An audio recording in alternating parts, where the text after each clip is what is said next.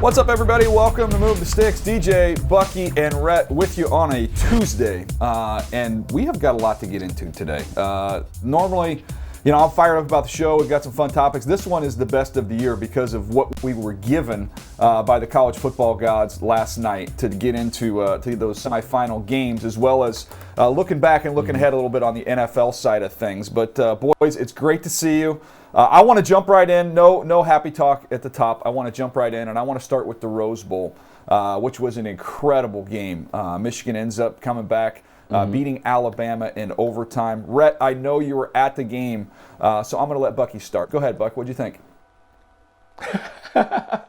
Look, man, it was a great game, and I was conflicted because I love the way both teams go about their business. I love old school, hard-nosed football. I love run game, defense, and all those things. And we got a chance to see all of that.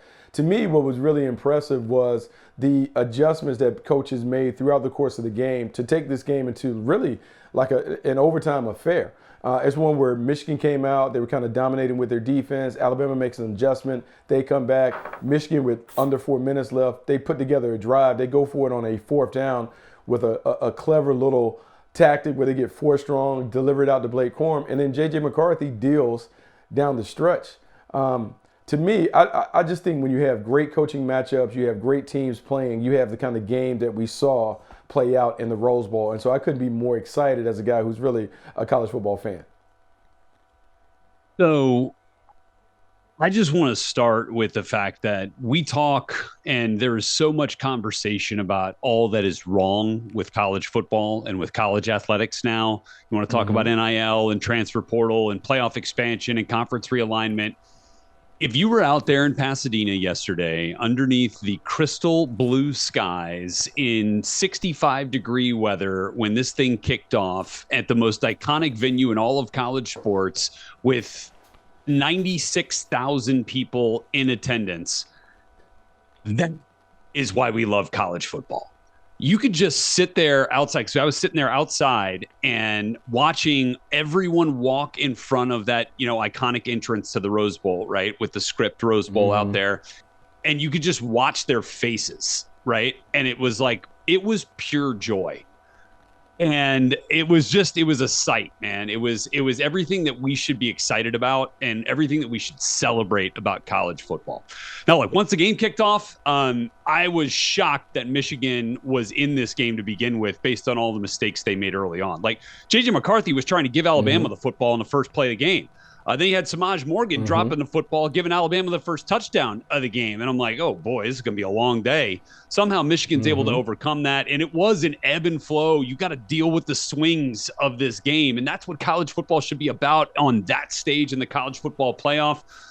There were times where both teams went cold on offense and even on defense, but Michigan proved that I think they were the more physically dominant team for the majority of the game, and that showed at the very end. Last drive of regulation for them, sending it to OT, and then the 2-play drive in overtime was what Michigan football is all about. It's Blake Corum, it's power run game, it's him refusing to be denied DJ to get into the end zone, and then stuffing Jalen Milroe on fourth down.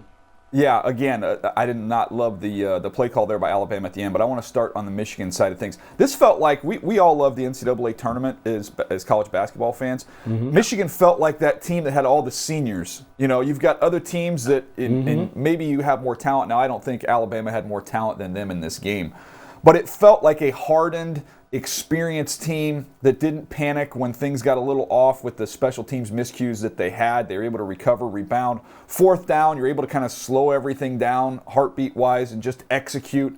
It just felt like one of those college basketball teams that had been playing together for a long time. They did not get rattled there, and they found a way to win when really, to be honest with you, having watched a lot of Michigan, this was not their best. They've got a lot better game in them than what they displayed in this one. I'll give Alabama credit. One of the things about Alabama is the adjustments that they made, from what they got 5 sacks in the first half, and then they came out and said, we're going to run the ball, did a better job there, and I think they only gave 1 sack, I believe, in the second half, so they made some corrections there. One of the things about them, Buck, it's like the little things in these games that you appreciate. When the quarterback fumbles, when Milroe fumbles, and it looked like, man, this is going to change the whole game, Alabama's defense goes stood right up. back out there, sudden change, and they just stand up and get a stop. I was like, man, this is, for all the talk we use about mental or physical toughness. Both these teams incredibly mentally tough, which I thought was a good lesson for anybody. Yeah, look, as a high school coach, I certainly took that away from it. DJ, the first part of you guys talk about Michigan kind of imploding at the beginning. I immediately tweeted like, man, part of why Alabama wins so many of these games is they just wait for the other team to implode. Like, they typically don't beat themselves, and Michigan was doing a really good job of doing it. J.J. McCarthy appears to throw an interception the first play. It's overruled. The special teams gaffes that you guys alluded to, and that doesn't even include at the very end of the game where the guy muffs the punt.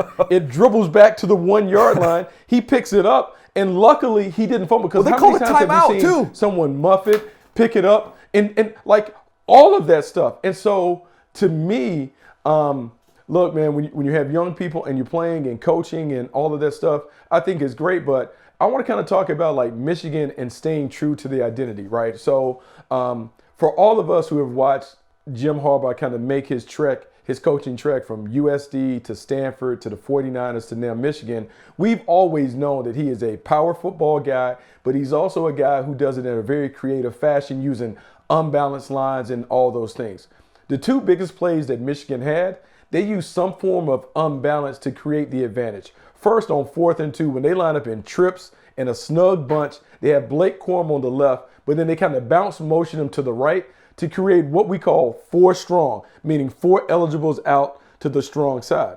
For a team like Alabama that likes to switch everything off, you normally don't include the 4th guy into the mix. So when Blake Corum goes into the flat, that's why he's uncovered. So I was like, hey, that's Jim Harbaugh being Jim Harbaugh. In overtime, the touchdown, when we talk about Blake Corum, they line up, and I still haven't heard anybody talk about this. They line up 4 to the left strong. They have a guard and a tackle and a wing. They motion the wing to the left to create 5 strong. Alabama never adjusts. They then run a power to put 6 over there. So when Blake Corum runs, from a numerical standpoint, they have a huge advantage. And I'm just like, man, I've seen Toby Gerhart do this. I've seen everybody that Jim Harbaugh has coached has run this power play over and over and over again. I mean, and I'm like, man, hats off to him for keeping it real. I appreciate that about him, just like I appreciate what Nick Saban was able to do with a team that now that we can reflect on it. Look, this team wasn't one of the 4 best teams. They deserved to be in the playoff because they knocked off Georgia. But they overachieved with what they have, because if you look at this team compared to old Alabama teams, they didn't really have a dynamic threat on the perimeter. The quarterback was a runner, not a thrower. Offensive and defensive lines are not necessarily dominant like they used to, but he got them there. So I can appreciate the work that he did to get them to this point. So a couple of things here on what you mentioned about the schematic advantages that Michigan was creating there.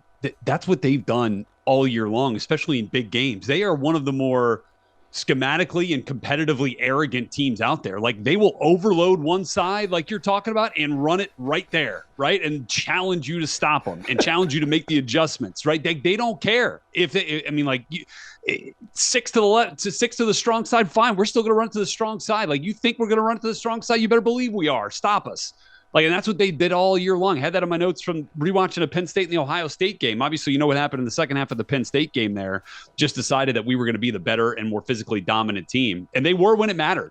A couple of things I was disappointed with. Like, I really thought that Dallas Turner and Braswell were going to create more havoc in this game than they did, especially on the Michigan tackles. Like, I thought Michigan was a little bit stronger in the interior, and that they might have some weakness there on the edge.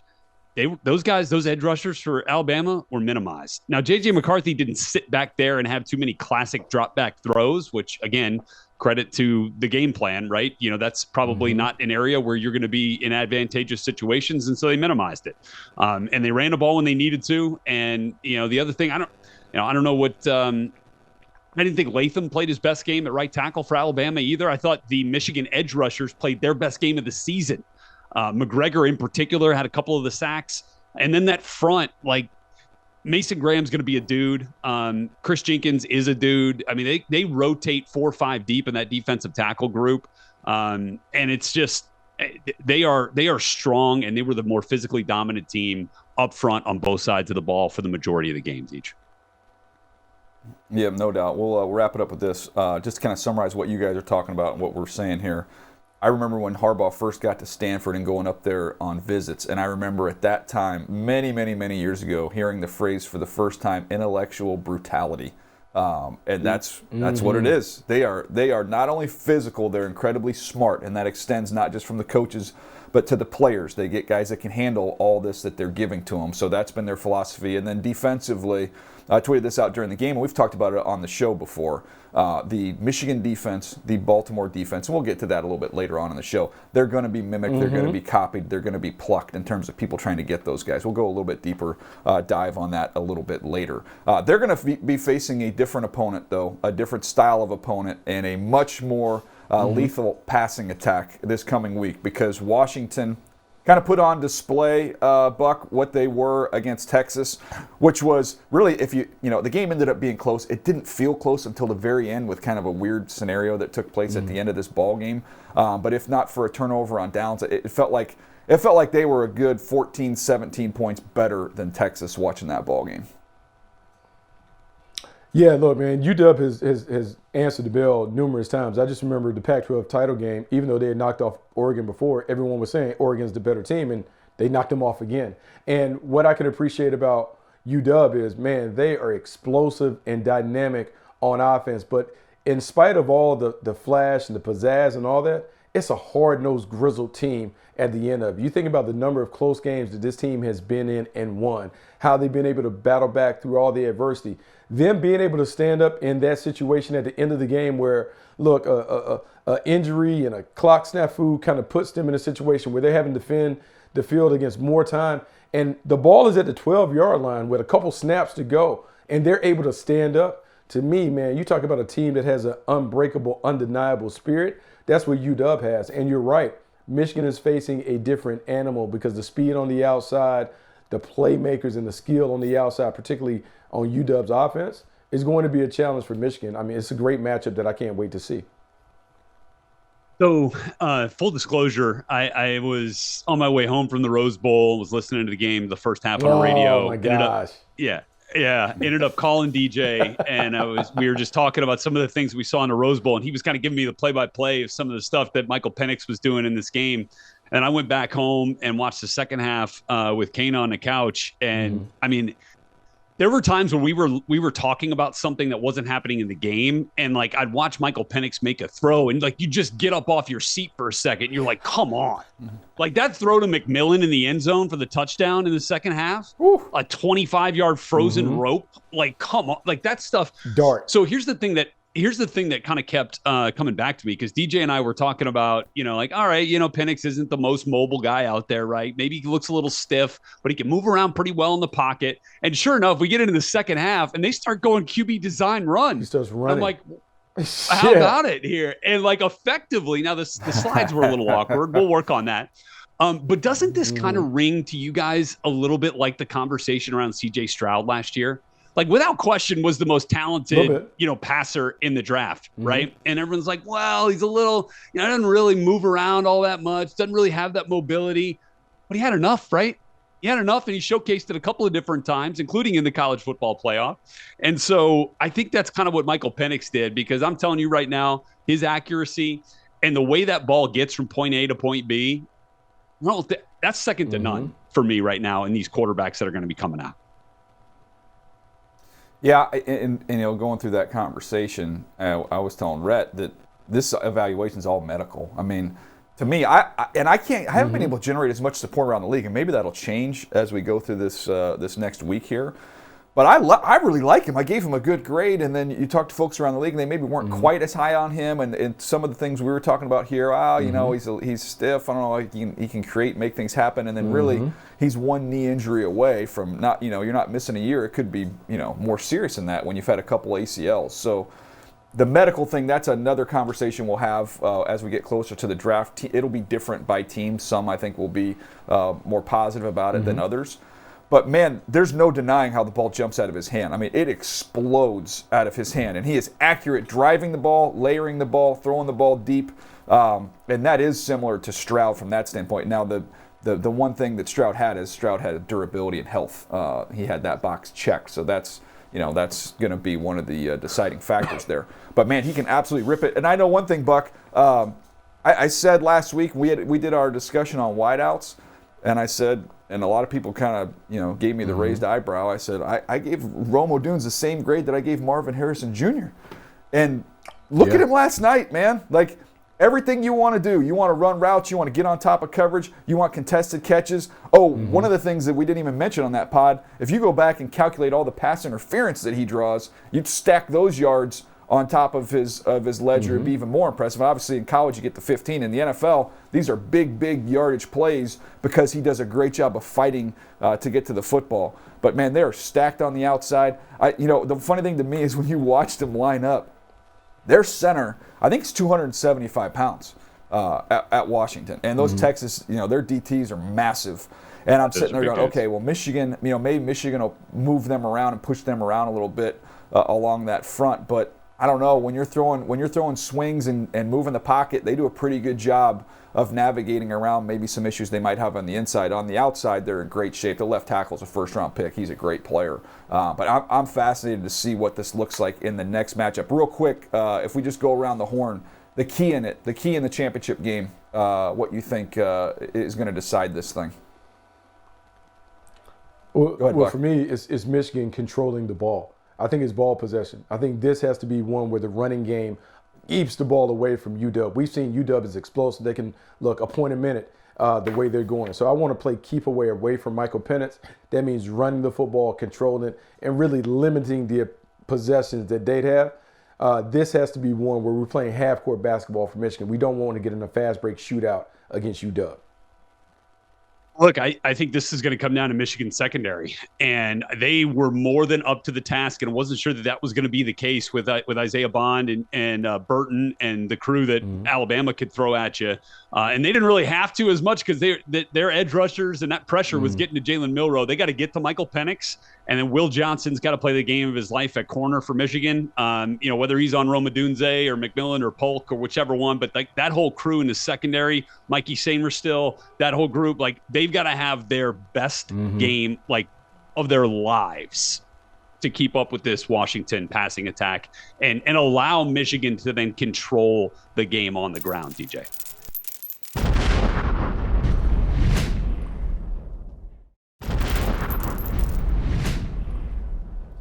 All right, let's change gears here. Let's get to the NFL and some of the things we saw last week and what they mean going forward. I think we can start, first of all, with that Cowboys win over the Lions. Guys, plenty's been said, plenty's been made of the two-point conversion fiasco, the number reporting situation. I mean, look, it is what it is. It's been covered every which way. But I do think on the Cowboys side of things, so much of the conversation, Rhett, was on the Lions and them kind of getting screwed at the end of this game that I think we kind of lost track of. This is a good win for the Cowboys, and this is a Cowboys offense running through CeeDee Lamb right now. That, man, you talk about that's a horse you can ride deep into the postseason the way that CeeDee Lamb is rolling right now. It reminds me a little bit of what he's doing now. Reminds me a little bit of the Fitzgerald run during the Super Bowl with Kurt Warner. You remember that? It was like nobody could cover him. Good one. That's what it feels like when you're watching CeeDee Lamb right now. I feel like I want to know what that 88 Club group text is like right now.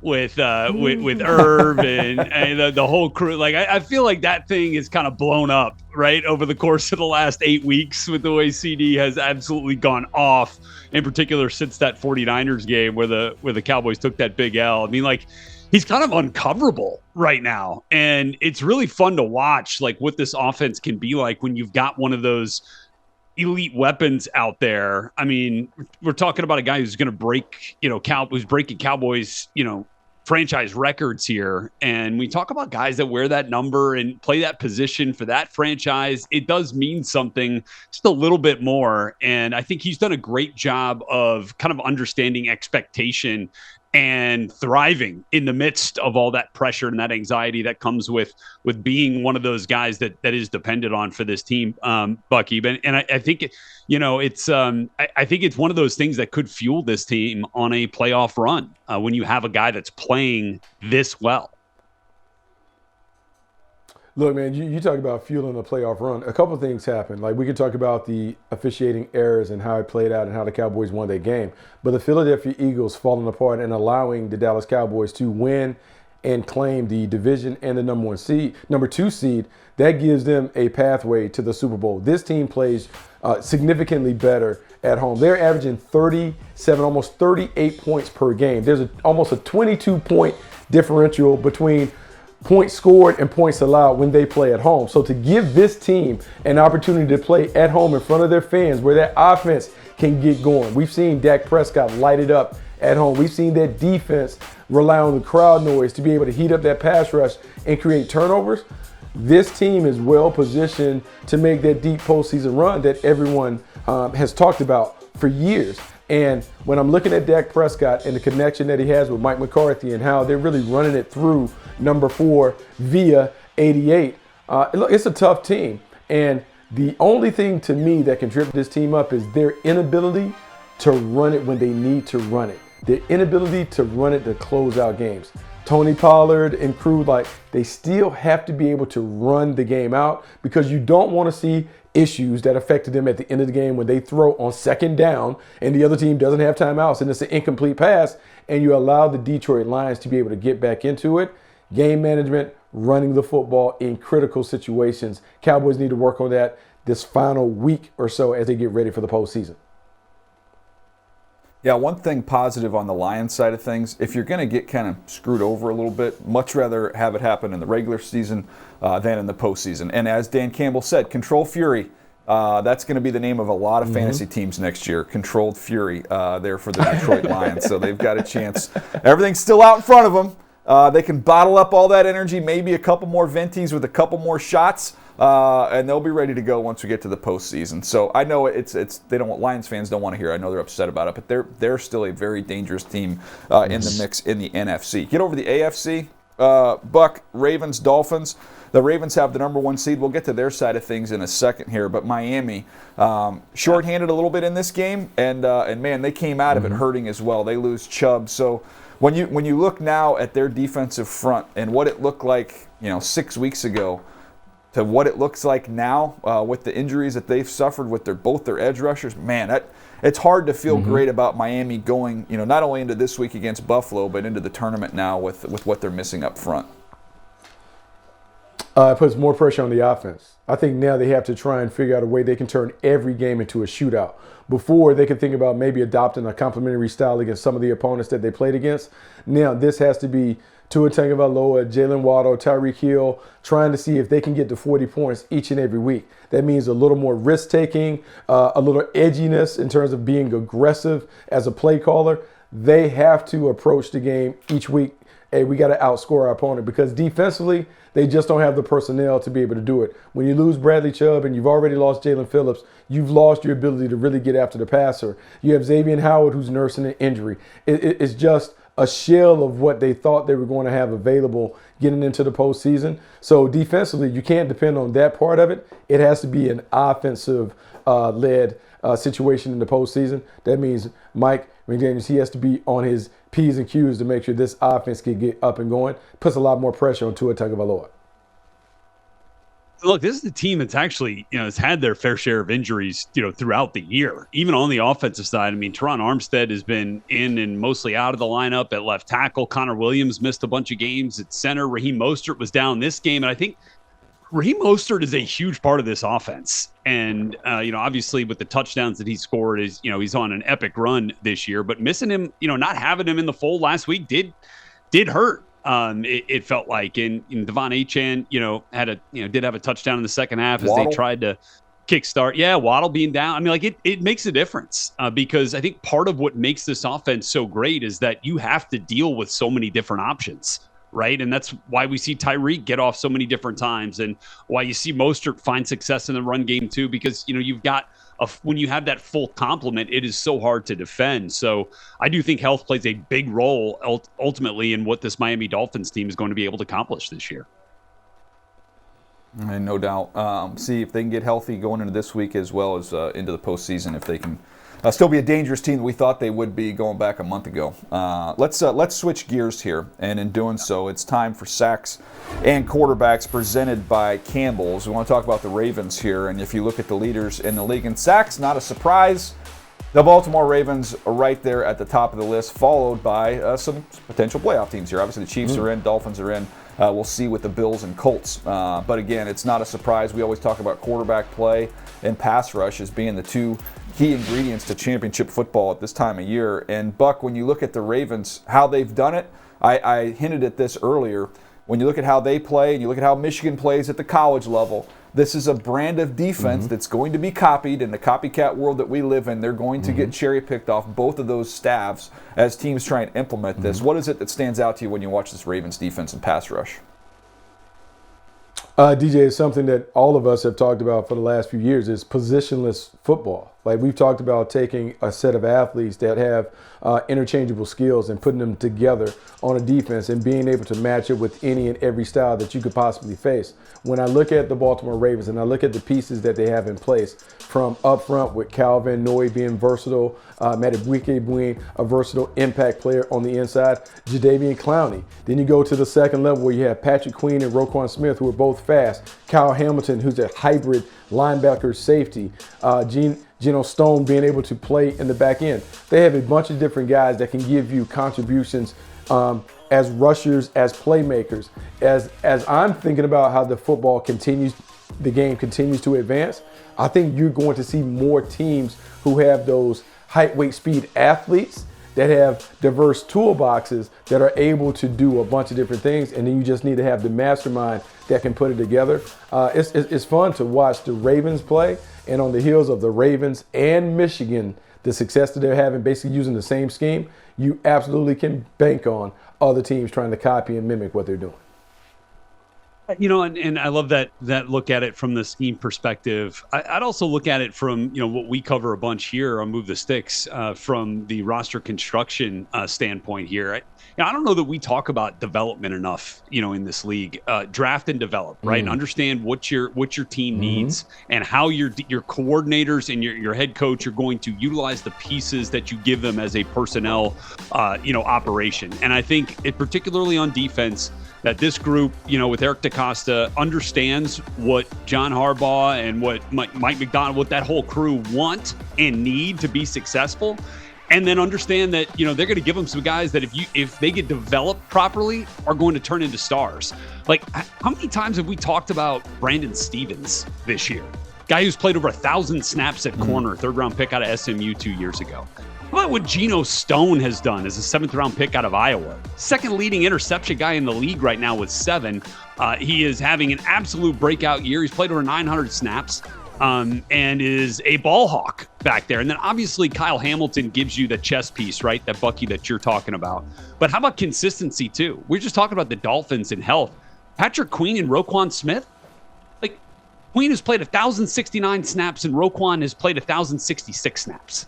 How many teams can say that about that inside off-the-ball linebacker pairing that plays such a big role in what this defense ultimately does? And then obviously Madubuike is having, his best year. So, like, you're seeing guys develop, and obviously these are guys that have been drafted into this and have been brought in, through a variety of different ways to fill needs in specific roles. Like, look at Kyle Van Noy. We've talked about that a bunch. Like, utilizing all avenues to find the best players for your defense, DJ. Yeah, also Michael Pierce is about 370 pounds in the middle of that defense. Yes. So you can do a lot of different things when you've got somebody that can eat up as much space as he does, not to mention getting him on undersized center and letting him walk them back to the quarterback. Our buddy Dan Orlovsky used the phrase, the spine of the defense. We always talk about building up the middle. We've talked about it forever on here. Bucky referenced it earlier. But it's really kind of that spine. They are sturdy and strong in the middle of the field, and that works not only against the run but against the pass. And you've got linebackers that you better be able to cover. And it reminds me a little bit with them, and this will get us to the 49ers here. When we talk about the importance of off-the-ball linebackers, and both these organizations believe in it, I think this Ravens off-the-ball linebacker group kind of reminds me of that Navarro Bowman. Why am I drawing a blank here on the Pat Willis? Patrick Willis. Yeah, that duo that they had. That is very similar with how those guys play, because you don't have to take them off the field. They can stay out there and cover. You want to stay out there and passing downs? No problem. They can both run and cover all day long. Backs, tight ends, getting vertical down the field, can still find and play the ball. That's one of the things that stands out. And obviously, as we get to the 49ers here, a team that's locked up the number 1 seed in the other conference, another defense, Rhett, that's built right up the middle with the strength that they have, and a team that I think the Ravens and the 49ers, what makes them the number one seed is that they can play in a variety of games. You want to get in a bloodbath, they're fine doing that. You want to get in a shootout, I think there's enough ammunition offensively they can do that as well. Yeah, sure. And looking at what the 49ers have done, I think, for so long we've talked about the depth up front, right? The depth that the ways they can rotate guys through along the defensive line and create havoc there. And obviously we were just talking about the off the ball backers for the Ravens. You got a dang good pair there in San Francisco as well with Fred Warner and Dre Greenlaw. But I think more so this year than in recent years, they've developed, obviously they signed or drafted and developed some really good cornerbacks now. Travarius Ward's playing some really good football. Diamador Lenore has come in and made some big plays for this team at times. You go back to last week, I think each one of them had a pick. I feel like they're better equipped in the secondary this year than maybe they have been in recent years to match what they do, Bucky, up front.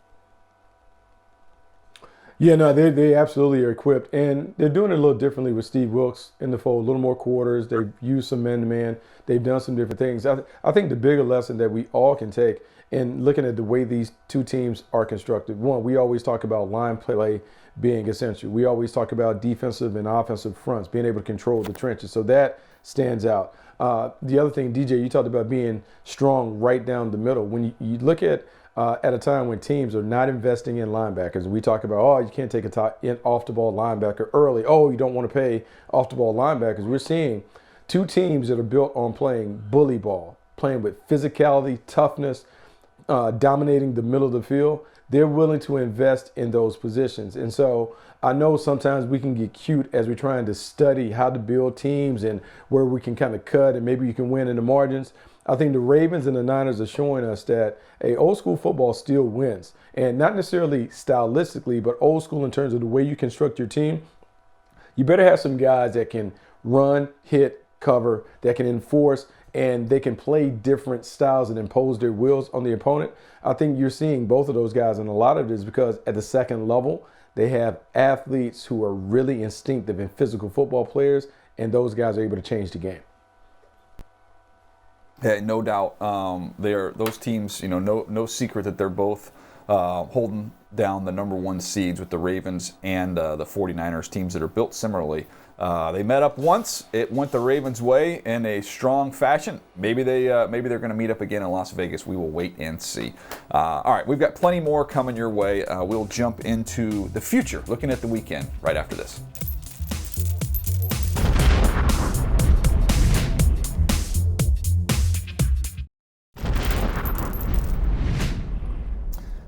Hey everybody, DJ Bucky Rhett back with you here on Move the Sticks as we look forward to the weekend and what's at stake specifically in the AFC. Let's set the table a little bit here as we get started.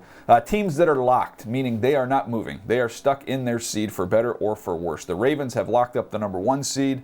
The Chiefs are going to be your 3 seed. The Browns are going to be your 5 seed. So keep that in mind when you're looking at what those teams might be playing with, who they might be resting as we head into the weekend. Now, there's plenty of teams with something to play for. And we'll start here with the first one, Buck, and that is Bills and Dolphins. This is pretty simple. The winner of this thing is going to be the 2 seed. So there is quite a lot on the line here. A division championship, and you'll be locked into the 2 seed. If the Dolphins were to lose this game, they would go to the 6 seed is where they would find themselves. So you talk about a swing from 2 to 6. And the Bills, there's scenarios, we can go through all of them. As you look at it, the Bills can be the 2 seed division champs, or they could be out of the playoffs. So pretty incredible here with what's at stake. What are you looking for here in this matchup? A beat-up Dolphins team taking on the Buffalo Bills in Miami. Well, the playoffs started this weekend, and so, DJ, typically what we look at are 2 things. We look at quarterbacks and we look at pass rush. Well, when we look at the quarterbacks, to me, there's a decided advantage for Josh Allen. Josh Allen has the ability to throw the cape on at any point and become the superhero that the Buffalo Bills need. Maybe they need a superhero-like effort this week with everything on the line. We've seen him run it, we've seen him throw it, we've seen him make plays a bunch of different ways, and so he always can take over the game. And then when it comes to the pass rush, we talk about 2 teams. We saw the graphic early in the show where we had sack leaders, and both of those teams were on that list. For the Buffalo Bills, can they generate enough pressure on Tua Tagovailoa to make him uncomfortable so he's not able to get the ball out to Jalen Waddle and Tyreek Hill? Because with all the injuries kind of robbing the Dolphins of their pass rush, they have to really score points at a prolific pace. And I don't know if the Buffalo Bills defense will allow them to do that because they can get after the passer and disrupt the rhythm and timing of the passing game. Yeah, look, and I know this game's down in South Florida, for Buffalo. It's kind of one of those weird things in early January, in the wintertime to go from Orchard Park, New York down to sunny South Florida and to sit on that sunny side of the stadium might be a little bit of a rude awakening for those guys down there. But look, I do think that when it comes down to matchups like this, you do look at the way both these quarterbacks are playing, and it's hard not to say that Josh Allen is playing, is the better quarterback in this at this current time as these two teams get back on the field. And then it's also kind of strange to think that the Bills might have a more effective run game at this point in the season. I don't think we'd ever thought that with almost any team that the Buffalo Bills were playing, especially not one that runs it as well and as effectively as the Dolphins have, all season long. But I do think that has been kind of the, that little piece of magic for the Bills during this resurgent period that they've had since Joe Brady took over as offensive coordinator, and they found some rhythm and some confidence with it, DJ. Yeah, no, that's a great point. I would just say in that first meeting, obviously Josh Allen and the Bills hammered the Dolphins. Josh Allen played great, outplayed Tua in that one, but Miami did run the ball a little bit. Etienne, I think, he had over 100 yards. They were able to run the ball. And I think incorporating these wideouts, we'll see what the health is like for Miami, but incorporating the wideouts in the run game as well, I think would be big. I would caution about being overly concerned about the recent struggles for the Dolphins running the rock. When you look at who they've played over their last 3 games, sure. When you've played Baltimore and Baltimore jumped on you, so you're not going to run the ball there. Dallas, which is a good defense, the Jets, which are a good defense as well. So, I think that is a little bit of a reason why let's slow down. I think that they will be able to run the ball a little bit in that contest. But if you're going to ask me where I'm leaning, I am definitely leaning towards Josh Allen and the Buffalo Bills. Just the way that they look and feel health-wise and performance-wise, it's hard to go in any other direction. With the Steelers, we've got the Steelers and the Ravens. The Ravens, again, locked, so they don't really have anything to play for except for the fact that they traditionally don't like the Pittsburgh Steelers and would probably love to push them out of the playoffs. So if you look at it from the Steelers' standpoint, what they need, the Steelers, I'm pulling it up here, they can clinch a playoff berth with win at Baltimore and a Jacksonville loss, a win at Baltimore and a Buffalo loss, or Jacksonville loses, Denver beats the Raiders, and Houston and Indy doesn't end in a tie. So they have 3 different scenarios where they can get into the tournament, none of which, well, I guess, basically they need to win, though, to have their best odds here. They need to win against a Ravens team that we would all assume will be resting starters here. Rhett, what do you need to see from Pittsburgh, and are we confident in them, if they can get into this tournament, that they can do some damage? Well, now that Santa's done, can Rudolph still lead the way? I think is kind of the question. And so, I mean, like that's where Mike Tomlin's going, right? Kenny Pickett's ready to roll, it sounds like, but they're going to stick with the hot hand. And Mason Rudolph has provided such a nice boost for them. I mean, like, this guy was – how many people forgot that he was even on the roster? After Kenny Pickett and, Mitch Trubisky came in, and it was like, well, we're going to keep it. How many teams also keep a quarterback, that experienced as a number 3? So, credit to the Steelers for pulling out all the stops to find a way to stay relevant down the stretch here to get the most out of the offense in these last couple of games. And credit to Mason Rudolph for staying sharp. So I think Rudolph has got to be a guy. And look, obviously we'll see what's going on with the Ravens and how they end up playing this thing. But I think Rudolph's got a chance here to keep the Steelers in this, at least to control their part of things, as we get closer, into a rivalry game like this, and as we get closer to finding out how the Ravens are going to play it. So a couple of different things, because the natural assumption is that the Baltimore Ravens are going to kind of take their foot off the gas. The one cautionary tale that the Ravens have that kind of strikes with them is 2019, they were in a similar situation. Number 1 seed, season finale against the Pittsburgh Steelers. They didn't play MVP, Lamar, they didn't play their starters, but still beat the Pittsburgh Steelers 28-10. And so they don't like the Steelers. I think it'd be 19 days from this game until when they were playing the playoffs. That's a long time for some rust to accumulate on the team. I think they go after it. Maybe they don't play Lamar Jackson, but Tyler Huntley's played at a high level for them. And they only can rest 7 guys. They can't rest the entire team. So they're going to play. I think this is one for Baltimore. They would like nothing better than to knock off the Steelers, to play the game at a level where they retain their edge, but then they're able to get some of the starters out. I think this is going to be a very competitive game for the Baltimore Ravens. I think they're going to go after it because they want to continue to build that momentum going into the postseason. No doubt. Let's get to the next one here. 2 more games that have something on the line here. Texans, Colts, win and you're in. With a chance to win the division, depending on if Jacksonville were to lose. We'll get to the Jacksonville game in just a second. But you know one thing. You win this game, you punch your ticket for the postseason. I'll start here on the Texans side of things.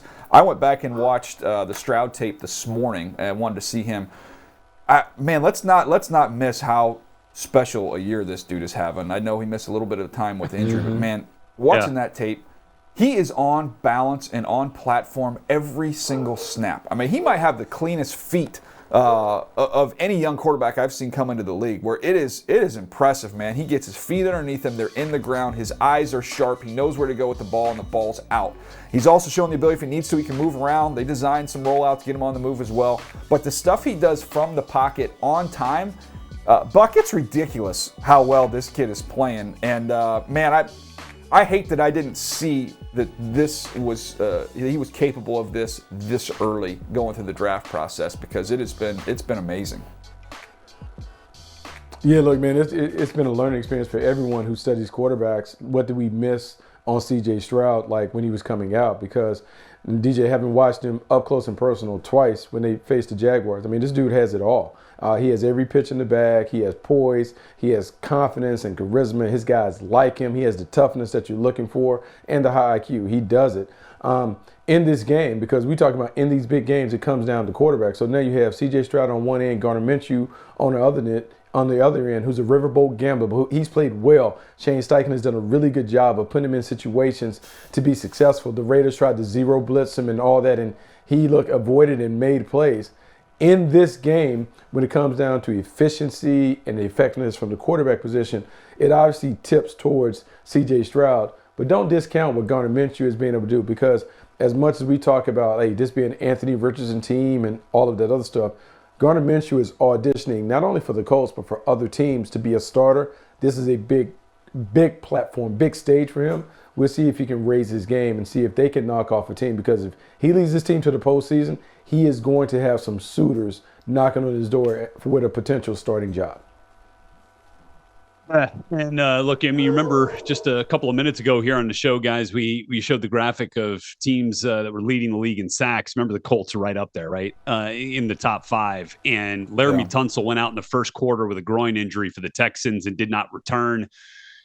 What's his status moving forward? And then, because they've been banged up along the offensive line really all season long. And so this would not be a great day to have C.J. Stroud under siege, because Ebukam, Pay, and Odengbo, with almost 25, 26 sacks combined between the 3 of them, could certainly get after it. And DeForest Buckner on the interior too can wreak some havoc.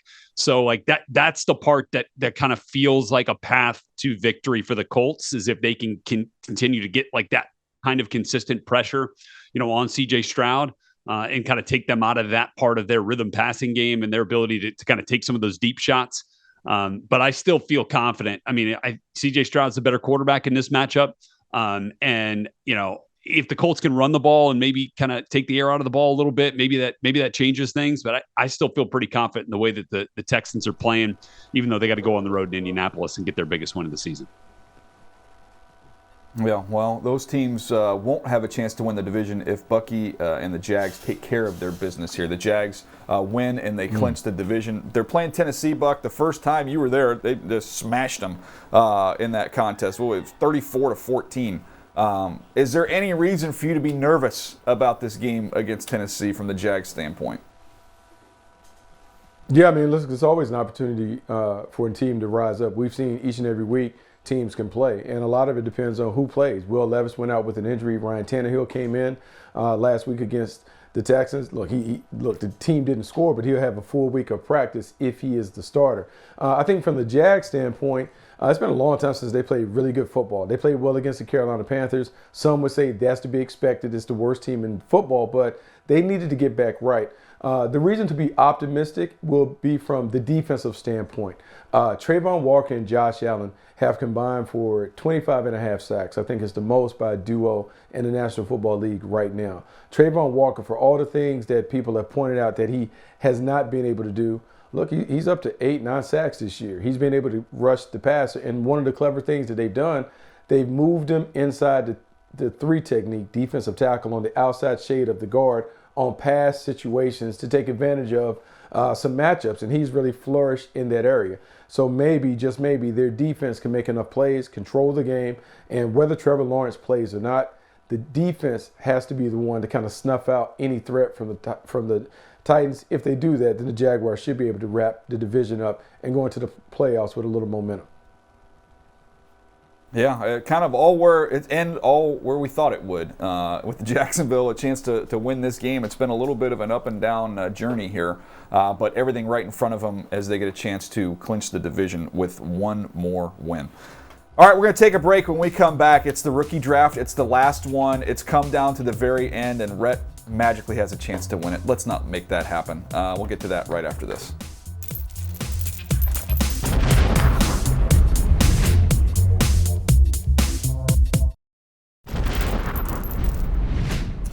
All right, this is it. This is the final rookie draft of the year. This is something new we did this year. It's been fun. We do it each and every week. We draft a quarterback, a running back, and a pass catcher, and it's coming down to the very end with Rhett only 2 points behind the lead here, based off of producer Drew getting him 6 points with Aiden O'Connell and Zay Flowers last week. It's amazing when Rhett isn't here to draft. Unbelievable. He ends up scoring a bunch of points. Bucky, you got like 9 points with Drew. Okay.